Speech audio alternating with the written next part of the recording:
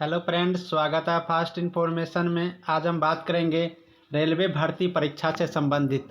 तो अभी एनटीपीसी का एग्ज़ाम चालू है, अब इनके बाद ग्रुप डी का एग्ज़ाम होने वाला है। तो दोस्तों, हम आज बाहुबली जीके सीरीज स्टार्ट कर रहे हैं। इनके माध्यम से आपको पिछले वर्ष का जो क्वेश्चन पूछा गया था, साथ ही परीक्षा के समय में जीके को कैसे पढ़ेंगे, सारी चीज़ इस वीडियो के माध्यम से बताएंगे। तो चलिए आज का वीडियो स्टार्ट करते हैं। दोस्तों, एक बात और बता दूं, आप लोग इस वीडियो का पीडीएफ डिस्क्रिप्शन में लिंक है, वहां से जाकर के फ्री में डाउनलोड कर सकते हैं।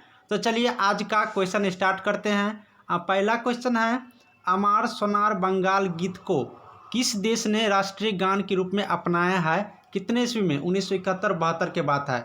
उस टाइम में अमार सोनार एक राष्ट्रीय गीत था, बंगाल गीत था, बांग्ला गीत, जिसे अपनाया है बांग्लादेश ने। कौन सा? तो बांग्लादेश ने। ऑप्शन नंबर ए सही हो जाएगा। अब आगे हम बात करते हैं, भारत का राष्ट्रीय गान क्या है? तो भारत का राष्ट्रीय गान जन गण मन है, इसको याद रखना है। साथ ही दोस्तों, भारत का राष्ट्रीय गीत क्या है? तो भारत का राष्ट्रीय गीत वंदे मातरम है। इस दोनों को याद रखना है, बहुत ही इंपॉर्टेंट क्वेश्चन है। चलिए आगे बात करते हैं, भारत में राष्ट्रीय खेल किस दिवस को मनाया जाता है? भारत में ये पूछा जा रहा है। तो भारत में राष्ट्रीय खेल, ऑप्शन देख लीजिए, 4 ऑप्शन है यहाँ पर। 29 अगस्त, 30 जनवरी, 8 मार्च, 4 दिसंबर। बताइए कौन सा होगा? तो भारत में खेल दिवस आपको 29 अगस्त को मनाया जाता है। अब हम 30 जनवरी का बात कर लेते हैं। तो 30 जनवरी को आपको शहीद दिवस हो गया, 8 मार्च को अंतर्राष्ट्रीय महिला दिवस हो गया, और 4 दिवस को आपको हो गया नौसेना दिवस। तो आपने देखा इनका दिवस का क्वेश्चन भी आता है। तो आगे दोस्त हम बताते हैं तीसरा नंबर क्वेश्चन। ये जो क्वेश्चन बता रहे हैं अभी, ये सारा पूछा गया क्वेश्चन है। आगे बात कर लेते हैं तीसरा नंबर क्वेश्चन का।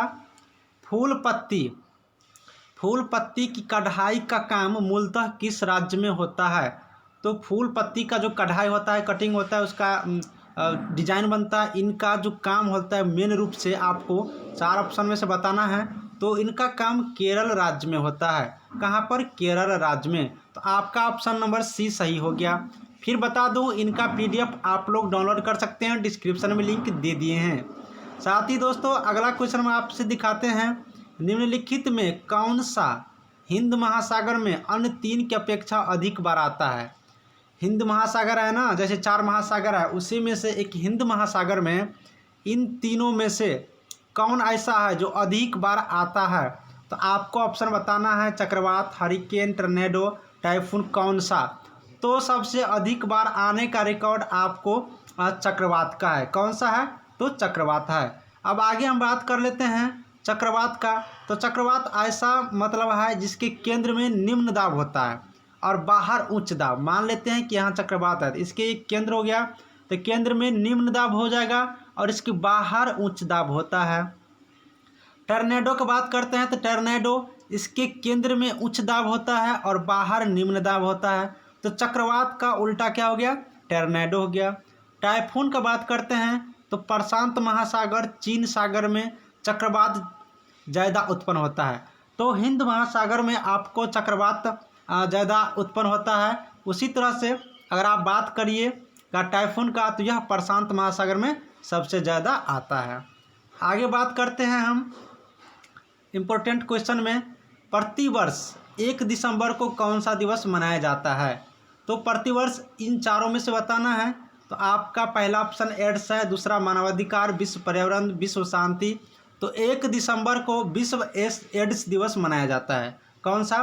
विश्व एड्स दिवस मनाया जाता है। अब बात करते हैं मानव अधिकार दिवस का। तो मानव अधिकार दिवस 10 दिसंबर को प्रत्येक साल मनाया जाता है। विश्व पर्यावरण दिवस का बात कीजिएगा तो 5 जून को विश्व पर्यावरण दिवस मनाया जाता है। 21 सितंबर का बात कीजिएगा तो विश्व शांति दिवस प्रत्येक वर्ष मनाया जाता है 21 सितंबर को। तो आपको दिवस वाला क्वेश्चन याद करना है, हम एक इंडिविजुअल वीडियो बनाकर आपको दे देंगे कि दिवस वाला कैसे पढ़ें, उसको किस तरह से याद रखना है। अगला क्वेश्चन देख लेते हैं, निम्नलिखित में से कौन सा आंदोलन भक्ति के व्यक्तकार नहीं थे? यानी कि इनमें से कौन सा ऐसा व्यक्ति है जो भक्ति के आंदोलन को व्याख्या नहीं किए थे? उनका बात नहीं किए थे, सो पूछा गया था, किए थे नहीं। तो शंकराचार्य महोदय ऐसे थे जो भक्ति के जो आंदोलन था आंदोलन भक्ति का था उनका व्याख्या नहीं किए थे। तो इनमें से 3 ऑप्शन जो है, जैसे रामानंद, कबीर और गुरु नानक, इसने भक्ति से संबंधित आंदोलन किए थे, और शंकराचार्य महोदय इसने भक्ति से संबंधित आंदोलन नहीं किए थे। तो आगे हम बात कर लेते हैं इम्पोर्टेंट क्वेश्चनों में। शिवाजी के वंशजों के तत्काल बाद मराठा राज्य की सत्ता को संभालने वाले उत्तराधिकारी कौन थे? इन 4 ऑप्शन में से बताना है। जब शिवाजी के वंशज थे उसके मर जाने के बाद उसके सत्ता कौन संभाले थे? जैसे भोंसले, पेशवा, होलकर, गायकवाड़ा, इनमें से कौन था? तो आपका ऑप्शन नंबर यहाँ पर बी हो जाएगा, पेशवा। पेशवा ऐसा था जो शिवाजी के मरने के बाद उसका सत्ता संभाले थे। आगे बताते हैं कुछ पॉइंट। शिवाजी का उत्तराधिकारी उसका पुत्र संभाजी थे, ठीक है, लेकिन इसकी मृत्यु 1789 में कर दिया गया था। इसकी हत्या कर दिया गया था 1689 में, इसीलिए पेशवा बना था। अंतिम पेशवा बाजीराव टू था। अंग्रेज ने 1818 में पेशवा पद को समाप्त कर दिया। जो पेशवा का सिस्टम चलता था अंग्रेज के आने के बाद 1818 ईस्वी में पेशवा पद खत्म हो गया, और अंतिम पेशवा की बात करें तो बाजीराव टू था। आपको याद रखना है, बाजीराव टू। आगे देखते हैं, भारतीय ध्वज के डिजाइन को भारतीय संविधान सभा ने किस वर्ष स्वीकृत किया गया था? भारत का जो ध्वज है उनको किस वर्ष स्वीकृत किया था भारतीय संविधान सभा ने? 4 ऑप्शन है, बताना है।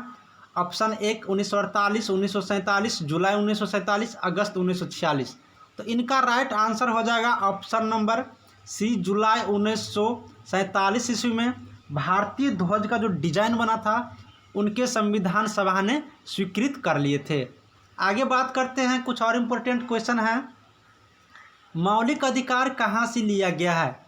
देखिए, मौलिक अधिकार से एक क्वेश्चन फिक्स रहता है हर एग्जाम के हर शिफ्ट में, इसलिए आपको इनको बढ़िया से पढ़ना पड़ेगा। इसके लिए हम एक स्पेशल वीडियो लाएंगे, इसलिए चैनल को पहली बार देख रहे हैं तो सब्सक्राइब कीजिए, अगला नोटिफिकेशन बेल आइकन दबा लीजिए, जैसी कोई न्यू वीडियो आए तो आपको तुरंत मिले। तो दोस्तों बात करते हैं कि मौलिक अधिकार कहाँ से लिया गया था। तो मौलिक अधिकार जैसे कि ऑप्शन 4 है, 4 ऑप्शन में से बताना है। तो संयुक्त राज्य अमेरिका से मौलिक अधिकार लिया गया था। मौलिक अधिकार से जुड़े कुछ और बात कर लेते हैं। मौलिक अधिकार संयुक्त राज्य अमेरिका से लिया गया था, आपको याद रखना है। इसका वर्णन, इसके बारे में जो संविधान सभा के भाग 3 है उसमें वर्णन किया गया है। साथ ही दोस्तों मूल संविधान में 7 मौलिक अधिकार थे, है नहीं? पहले टाइम में 7 मौलिक अधिकार थे, लेकिन जब 44वां संविधान संशोधन हुआ उसके बाद संपत्ति के अधिकार को, संपत्ति का अधिकार एक मौलिक अधिकार था जिसे इस सूची में से हटा दिया, और अनुच्छेद 300 को ए के अंतर्गत, अनुच्छेद 300 ए के अंतर्गत इसे रख दिया गया। तो वर्तमान में 6 मौलिक अधिकार अभी हैं, आपको याद रखना है। साथ ही दोस्तों आगे बात करते हैं, भारत एवं पाकिस्तान का विभाजन किस योजना के तहत हुआ था? 4 योजना बताते हैं हम आपको किस योजना के तहत हुआ था। तो माउंटबेटन योजना, क्रिप्स योजना, चेम्सफोर्ड योजना, एक वेबल योजना है। तो इस योजना में से बताना है। तो माउंटबेटन योजना के टाइम में भारत एवं पाकिस्तान का विभाजन हुआ था। तो आपको इससे संबंधित और कुछ बात बताते हैं, जैसे कि लॉर्ड वेबल योजना, इसको देख लीजिए, जो कि 1945 ईस्वी में हुआ था, और इसमें शिमला समझौता हुआ था लॉर्ड वेबल योजना के तहत। चेम्सफोर्ड योजना की बात करें, इसके समय में प्रमुख घटना जलियांवाला बाग का हत्याकांड था, जो कि 13 अप्रैल 1919 में हुआ था। तो माउंटबेटन योजना के टाइम में भारत पाकिस्तान का विभाजन हुआ था। चेम्सफोर्ड का देख लिए, इस टाइम में जलियांवाला बाग का हत्याकांड हुआ था।